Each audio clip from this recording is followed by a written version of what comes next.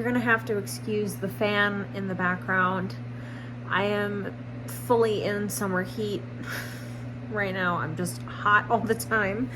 I'm trying to stay cool, but 33 weeks. 33 weeks. It was a big week. We celebrated Father's Day. This was Paul's second Father's Day. Our first Father's Day was about a month and a half after Malachi was born and passed. So it was pretty hard last year, and this year it's sort of conflicting. To be so hopeful for Eden and celebrating Paul being a dad to two babies, one in heaven and one in my belly. It's a lot. The way we navigate the world as grievers is often very challenging and difficult. We went to the farmer's market while we were waiting to go out to eat for Father's Day with some family. And this woman who was working at a booth looked at my belly and then looked at Paul and said, "Happy almost Father's Day." And I gave her this look like, and she assumed that I was mad because she just looked at me and thought I was pregnant and guessed that I was pregnant. And she said, "Oh my gosh, I'm so sorry. I shouldn't just assume that you are." And I was like, that's not it.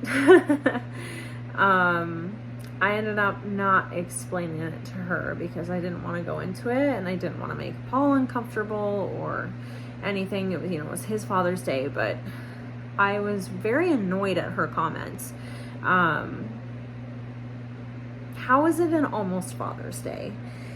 She has no idea that we already have a baby. We have 2 children. One of them is in heaven, and I can't sit there and explain it to everybody who I encounter in my daily life because it takes a lot of energy. But she just assumed that this was probably our first, and he's almost a father because she isn't born yet.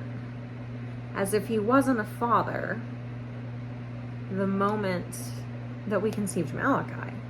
And if Eden was our first, we would still be celebrating Father's Day because he's a father. I just thought it was such a tone-deaf comment, and as my belly gets bigger, people just assume that this is my first, and they make all these comments, acting like this is my first time around. And honestly, it's very frustrating. We just live in a world that assumes so much of people. Like my lost mom friend was saying, we just perceive what we see and we believe that that's what is. When really we have no background of what a person is going through. And I just think it's really unfortunate that people assume out of kindness. It's not through any bad intentions, but it's very off-putting and abrasive and frustrating as someone who has a very complicated story. But overall, Father's Day was good. It was hard. It was sad, but we made the most of it. Paul is a trooper. He is very positive and hopeful for Eden, and of course he very much misses Malachi, and we wish he was here. So that was big. That was a big part of the week. So Malachi turned 14 months old this past week, and it just felt so crazy to think that I would have a 14-month-old here on earth and what that would look like. And I remember him as, of course, only the memories I have with him are when he was a newborn. And babies grow so fast, and he would be a toddler now. And would he be walking? Would he be talking? Would he be doing all these things? I can only imagine. I can't know for certain because, we didn't get that experience with him. And it just feels so complicated to be sitting here preparing. And it feels like deja vu because I've been here before preparing, and I was so hopeful last time for the best thing to happen, and this time around excitement just feels lost on me. I can feel curious, I can feel hopeful, I can feel wonder about the future, but it is also met with a lot of doubt and fear and maybe a little denial, disassociation, if we're being honest. It's just very complicated. And I wonder if she'll be a 14-month-old that I get to raise, you know. These are things I just want. I just want so badly, you know. So it was kind of a difficult day. I just was sitting at the chiropractor and I was like, it's the 18th, isn't it? Wow, Malachi would be 14 months. You know, it just hit me really hard. And when I was at the chiropractor, there was this family there, this young family, and a little baby who was, you know, probably maybe a year old, maybe a little younger, and he just looked up at me and smiled, and I just wondered. You sit there and wonder as a lost mom so much. You just wonder what your baby would look like, you know, if they got to live. And so it's hard. It really is hard to navigate all of it, just everyday life, you know. But my mom and I got a little bit of the nesting bug. We deep cleaned my fridge. We took everything out of it and completely wiped it down, threw away a bunch of old jars and stuff that weren't, you know, things were expired or whatever the case was, like moldy. So that felt nice to do that. I feel like I'm slowly but surely starting to nest more and more as time passes, and my travels slow down and everything, and I can start to really hunker down at home and prepare for postpartum and everything like that. But it felt really good to deep clean the fridge. I feel like I start with one thing and it turns into a whole thing, because I simply wanted to just, you know, I think I wanted to clean something spilled in the fridge, and I was like, oh, I should just take out this shelf and clean off the shelf because it spilled. And then my mom's like, well, we should just do the rest of it. And I'm like, oh, okay, fine. So we spent like an hour and a half cleaning everything else in the fridge, which was good. And we did the freezer too, so it was really nice because I can make space for postpartum meals and everything like that. But it just is funny how nesting works and how fast it happens. I experienced that a lot last time with Malachi, and just where we were in the season, like it hit New Year's, and then I went into my third trimester in January.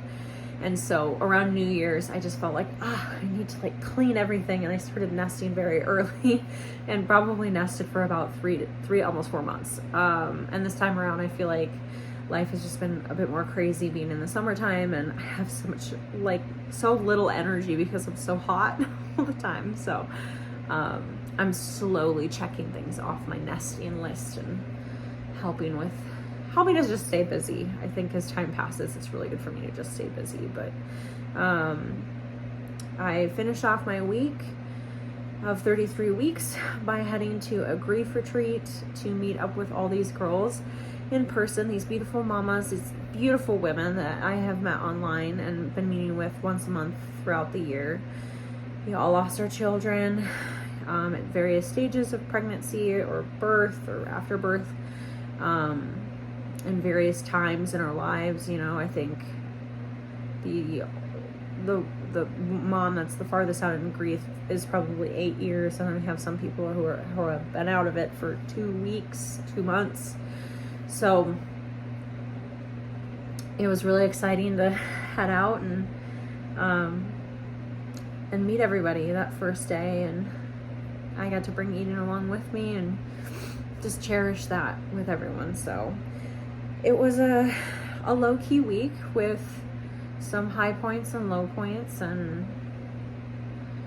you know, as time continues to get further and further along here in my journey of pregnancy and leading towards birth, it's just been feeling equal parts daunting and